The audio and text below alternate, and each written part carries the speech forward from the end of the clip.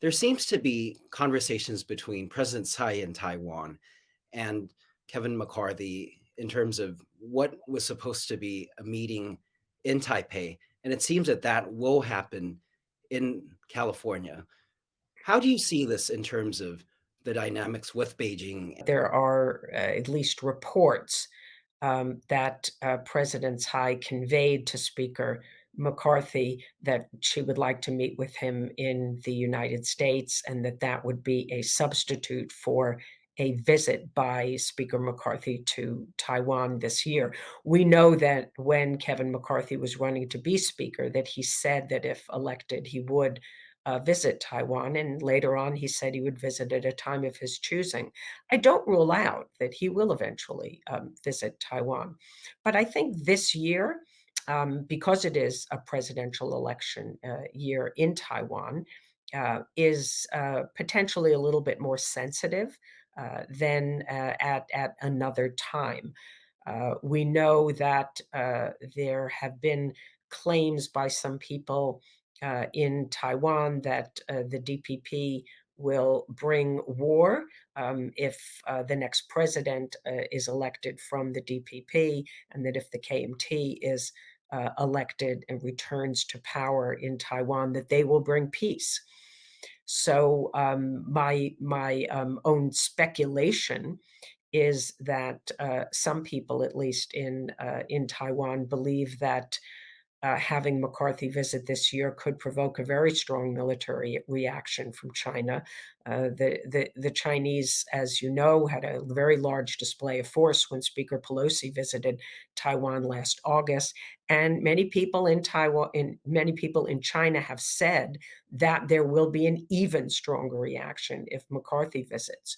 So this is probably not a good time for the DPP politically to take this kind of action. That said, I think it's important for President Tsai to have meetings with members of Congress, and often we know that during transit visits, many of those meetings take place, and sometimes there are phone calls with members of the executive branch as well. It has been several years since President Tsai visited the United States because of the COVID-19 virus. So I think it is a very good time for the president to be returning to stopping in the United States on her way to visiting countries in Latin America. Bonnie, do you see China continuing on its wolf warrior diplomacy and strangling Taiwan's international space? Well, I don't see any let up in China's attempt to constrain Taiwan from participating in the international community, really just the opposite.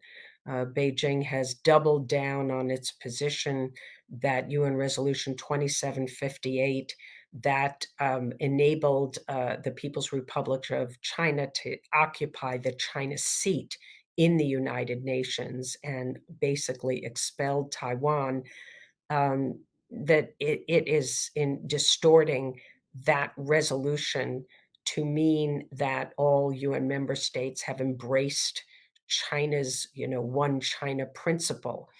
That, of course, is not correct. There are many countries in the United Nations that have their own one China policies and do not accept that Taiwan is an inalienable part of China, which is what Beijing's position is. And as far as China's policy towards Taiwan, we'll see. There have been some mumblings and murmurings in Beijing that I have heard from Chinese experts that maybe Beijing should reach out to the DPP and reopen some channels of communication, maybe informal, not official. Um, but I question whether that represents the views of some perhaps more liberal minded experts rather than Xi Jinping himself. So we will have to wait and see. There have been rumors in some newspapers that Wang Huning has been tasked with developing a new policy toward Taiwan to replace one country, two systems. I myself have my doubts. I think that China is loath to acknowledge that one country, two systems has failed in Hong Kong or as an approach to Taiwan. But with the two sessions underway, there will be discussion of China's policy toward Taiwan, and we'll have to see whether what comes out is more legal warfare, more coercion against Taiwan, or perhaps some new carrots and positive incentives.